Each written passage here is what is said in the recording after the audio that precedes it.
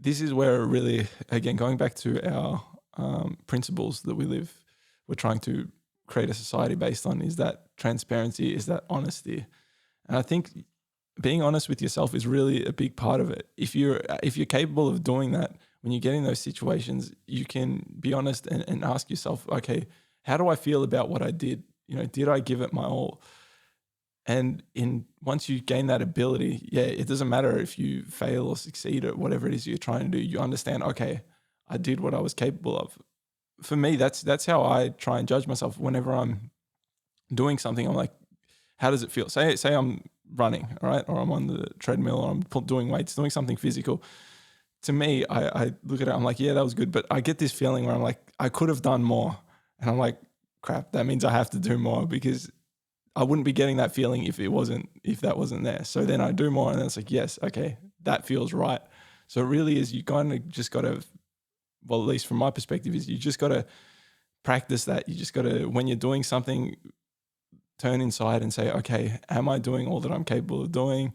Am I meeting my potential here? How do I feel about it? I feel good, I feel bad. What does that mean? And then try and, even if it sucks, even if like in that moment you can't be bothered, it's like you're going to feel better afterwards if you actually try and meet that potential. Yes, you're right. Actually, if I think about it, you do measure it that way.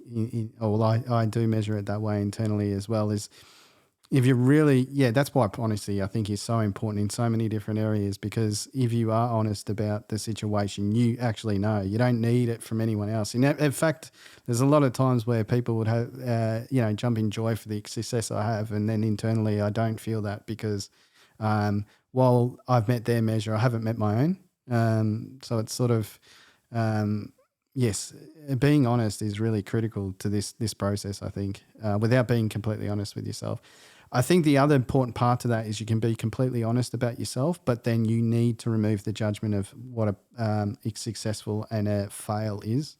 So you might be honest with yourself, but if you continually sit in a situation where you're failing, it's not going to help you out. So you need to, when you're honest, you need to combine that, the fact that failing success is in everything you do, and that you need to take that honestly without the emotional attachment to it, because as soon as you attach some emotion to either one of those, I think it impacts the process quite significantly, and it doesn't allow you to honestly look at the situation. So if you have a negative connotation to failure, I think that clouds your judgment with honesty about yourself. So, yeah. Yeah, I would agree with that. You definitely got to be cautious and not get trapped into, I didn't succeed at whatever it is I was aiming for. Yes. That doesn't mean that you failed. You may have succeeded just in something else that you weren't aware that that's actually what you were measuring yourself based on. It gets very very tricky here. Yeah, it does. I was going to actually say something else. So it's really interesting when we measure success and failure, because it's a finite period of time, and the reality is nothing. It's not. I mean, our life is finite, but outside of that, it's continuous. So like when I go through a process, it might be a big activity or a big project, and there's a start and a finish to that. But I actually don't necessarily always see it that way, because a lot of what I do through that process, whether the actual outcome was a success, a lot of the stuff that I did there will actually apply to something else. So in actual fact, in my mind, I've actually gained value there's some level of success there, because I've learnt these things that can apply somewhere else. And so the outcome externally, or the big milestone at the end, might not look like success, but the fact that I've gone through the process and learnt things, to me, is successful, because those are the things that I use for the next thing, and they all keep feeding into everything else. So, there's a difference there between defining a start and a finish, and also sort of allowing them to fade away a little bit and realise it's a continuous run.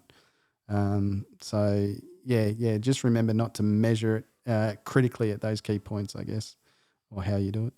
That's a very good point, that it is continuous, because if you stop and quantify it at this moment in time, it may be a failure, but then you go later on in time, stop, and you're like, oh, hang on a second, that actually helped me to get to this point here, so that was actually a success previously. So it really just depends on when you're measuring it, and also what you're measuring it against as well. Maybe you failed to achieve some goal, but you actually succeeded in something else that you weren't initially, going towards.